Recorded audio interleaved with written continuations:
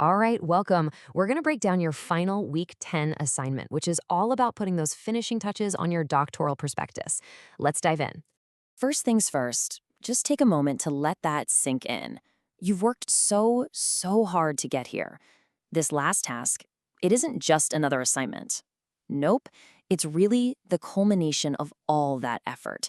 You're right at the finish line of this course. So, before we get into the nitty-gritty of this final assignment, let's just do a quick look back at the journey that brought you to this exact point. You've already knocked out a small-scale qualitative research project, which is huge. Along the way, you've built up this solid foundation of knowledge and developed some really critical new skills. So now, you are fully equipped to take everything you've learned and refine that prospectus you first started way back in DBAX 8300. This is where it all comes together. Okay, so let's focus on what's ahead, the final assignment. Your main goal here is to synthesize your entire vision into one formal, complete document. It's really important to understand what this prospectus thing really is. It's not just some form you have to fill out. A better way to think of it, it's the official blueprint for your entire doctoral study. It's the architecture for your future success, all laid out in one place. So your mission is pretty simple and direct. Take all that knowledge, all that research, and all the skills you've picked up in this course, and just synthesize them, weave them all together into that final prospectus.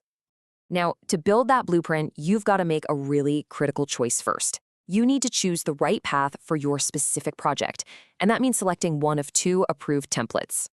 This is the central question you need to answer before you even start writing. Seriously, the path you pick is going to define the whole structure of your prospectus, so it's a huge first step.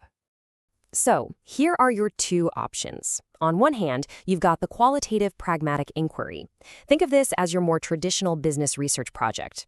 On the other hand, there's the consulting case study. This one's for a project that's structured to solve a very specific business problem, kind of like a consultant would. To decide, just ask yourself, is my project more about exploring a topic, or is it more about finding a solution? You've got to investigate the links in your course materials to see which template really truly fits your vision. Okay, so once you've picked your path, execution is everything. Let's go over the absolute non-negotiable rules for getting this thing submitted successfully. This right here is the most crucial point, and I really can't say it enough. You have to use one of the two approved templates. This is not a suggestion. The instructions are crystal clear. If you submit using any other format, it just won't be accepted.